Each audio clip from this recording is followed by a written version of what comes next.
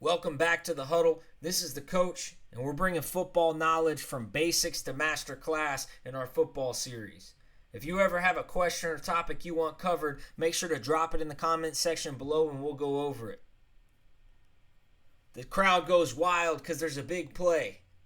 Then there's a collective groan because there's a big yellow piece of laundry down on the field because the ref threw a flag. Today we're going to go over the top 3 penalties in football. The first one is really 2 penalties, and we're going to call that a pre-snap penalty. If the offense commits a pre-snap penalty, we call that a false start. If the defense commits a pre-snap penalty, we call that offsides. The second one that we're going to cover is going to be holding. Typically, the offense commits holding, but there is defensive holding as well. The third penalty that we're going to go over is pass interference. Pass interference is typically called on the defense, but there is offensive pass interference. So today, we're going to break down all of these penalties and really go into what they mean and how they affect the game. Pre-snap penalties. So first, we're going to draw up our offense and our defense. So our offense is going to be in blue. So I'm just going to draw 11 guys on offense.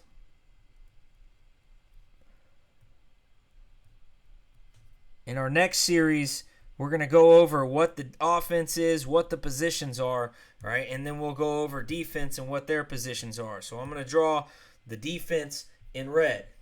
Okay, the reds will be the X's. That's our defensive guys.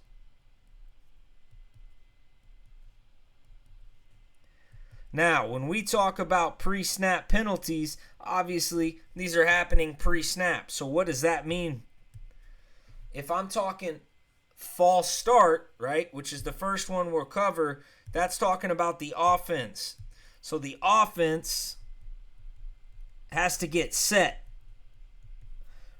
All of the guys that are on the line of scrimmage, which is where the ball is, right here, can't move once they're set. So that right now would include my 2 outside receivers, which will cover this a little more in depth, talking positions, right? And then my 5 offensive linemen, these 5 guys right here in the middle. Now, once they're set, they're not allowed to move, right, unless there's some type of big shift. So if you see a receiver, even the running back, or the 5-0 lineman there flinch because of the crowd noise, or they thought the ball was going to be snapped, but they moved too early, we call that a false start. That's going to move the offense back. Okay, now flip it to the defense. What does offsides mean? Well, offsides is just like it sounds. The defense, before the ball was snapped, tried to jump the snap count or got a little too antsy, and they ended up on the other side of the line of scrimmage before the ball is snapped. That's what we call offsides. Okay, so that's the number 1 penalty that you'll see pre-snap on offense is false start, on defense is offsides. Now, we'll keep up this diagram, but we're going to go to holding, right, and talk a little bit about that, which is typically going to be called on the offense. Okay, so if we're running any type of run play, and you guys can see right here this tackle, that's what we're going to go off of. He's going to block this X right here. So as this tackle goes to block this X, the X is going to try to not get blocked. So it's going to be physical, it's going to be pushing, but you can't grab outside the framework of your body. So if my arms end up outside the cylinder, and I'm pulling on the defensive guy's jersey, then that's going to be what they called holding. If an offensive lineman is grabbing, or a receiver, anybody blocking is grabbing, but they're inside the shoulders, they're typically not calling holding there, even if you're grabbing and tugging on that jersey. As soon as my arms go outside on the shoulder tips, that's when we're going to get a holding penalty by the offense. Now we'll go to our third penalty, and that's going to be pass interference. So, if we're talking about pass interference, most of the time that's called on the defense. So, as the receivers run routes, So I'm going to draw this receiver. He's going to run a route, and he's running to the outside, and he's trying to run away and get open. Well, that X across from him, the defensive back typically, is going to be covering him in some sort of fashion. So he's got to run with him. Just like the offensive linemen aren't allowed to hold and grab to impede the other player's ability to do something, the defensive backs can't do it either. If they interfere with the receiver before the ball gets there, that's what we call pass interference. So if a guy's pushing, grabbing, scratching, and clawing at a guy while he's running a route, but he doesn't have the ball, that's what they're going to call pass interference.